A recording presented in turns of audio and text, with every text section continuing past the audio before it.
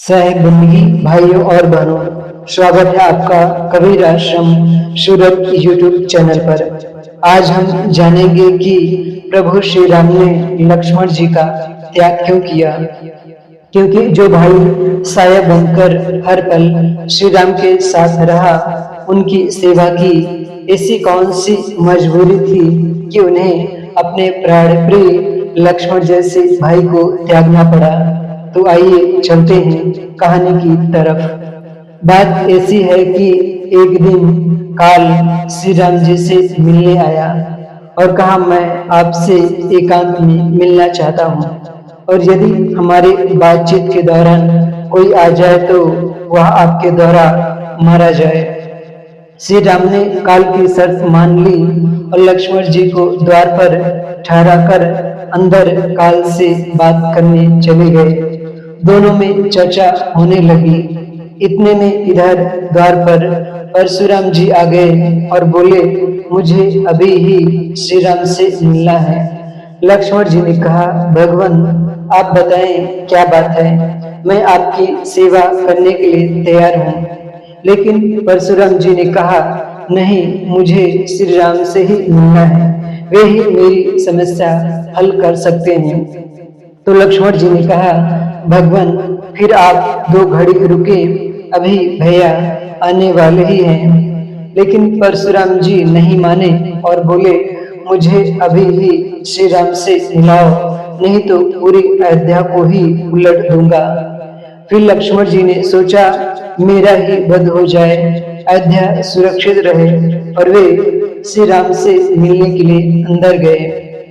काल और श्री राम की बातचीत लगभग पूरी हो चुकी थी और वे लौट ही रहे थे, लेकिन लक्ष्मण जी शर्त के मुताबिक अंदर आ चुके थे। काल तो विदा लेकर चला गया, लेकिन श्री राम सोच में पड़ गए कि शर्त के अनुसार अब लक्ष्मण का वध करना पड़ेगा। वे बहुत दुखी हुए और उन्होंने मंत्रियों से पूछा, क्या किया जाए। तब मंत्रियों ने विचार विमर्श करके कहा कि महाराज, आप लक्ष्मण जी को त्याग दें, क्योंकि राजपुरुष का त्याग मृत्यु के समान होता है, और श्री राम ने यही किया। वे लक्ष्मण जी से बोले, लक्ष्मण मैं तुम्हें त्यागता हूँ। इतना सुनते ही लक्ष्मण जी के आंखों में आंसू आ गए। वे गंभीर हो जाते हैं और वे अंतिम बार प्रभु श्री राम के चरण छूते हैं और सीधे सरयू में जाकर जल समाधि ले लेते हैं। वे अपने घर भी नहीं जाते कि चलो आखिरी बार अपने पत्नी बच्चों से मिल लो। तो जो लक्ष्मण जी हमेशा श्री राम की सेवा में हमेशा तत्पर रहते थे, समय आने पर उन्हें भी त्यागना पड़ा। काल सब कुछ बदल देता है, सबका वियोग करवा देता है, चाहे वह हमारा कितना ही करीबी क्यों ना हो। काल के आने पर सब कुछ खत्म हो जाता है। भगवान बुद्ध की उम्र लगभग 78-79 वर्ष की रही होगी और सारिपुत्र भी लगभग ऐसे ही रहे होंगे। एक दिन सारिपुत्र भगवान बुद्ध के पास आते हैं और कहते हैं, भगवान अब मेरा अंतिम समय आ गया है, आप मुझे आज्ञा दें ताकि मैं एकांतवास में रहकर इस नश्वर शरीर का त्याग कर सकूं। भगवान बुद्ध ने पूछा, तुमने कोई स्थान चुना है? सारिपुत्र ने कहा, मेरा जन्म मगध के नालक नामक गांव में हुआ था, और जिस घर में मैं पैदा हुआ वह घर आज भी है। मैंने अंतिम समय के लिए उसी को चुना है।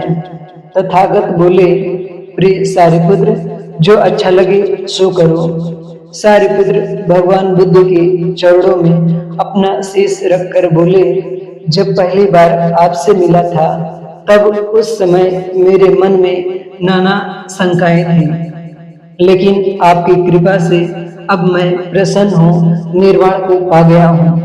अब हमारी पुनरुक्ति की कोई संभावना नहीं है, इसलिए यही हमारा अंतिम दर्शन है। भगवान आप मेरे अपराधों को क्षमा करें। वे तथागत से विदा लेकर चलने लगे तो भगवान बुद्ध ने भिक्षुओं से कहा, अपने ज्येष्ठ भ्राता के पीछे पीछे जाओ और उन्हें कुछ दूर पहुंचा कर आओ।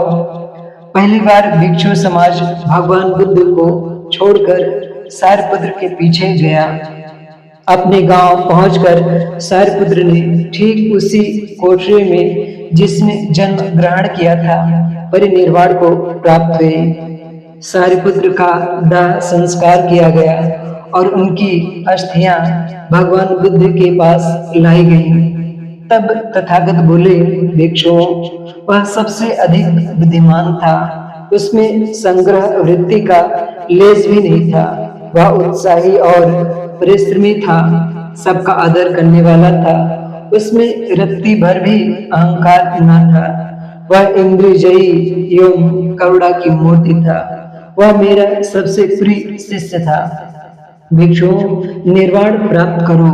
यहाँ सब कुछ नश्वर और हर क्षण बदलने वाला है। इन सब घटनाओं से हमें यह सीख मिलती है कि हमें संसार के किसी भी पदार्थ में मोह ममता नहीं करनी चाहिए और मौत के आने से पहले हमें मोक्ष का काम, शांति का काम कर लेना चाहिए।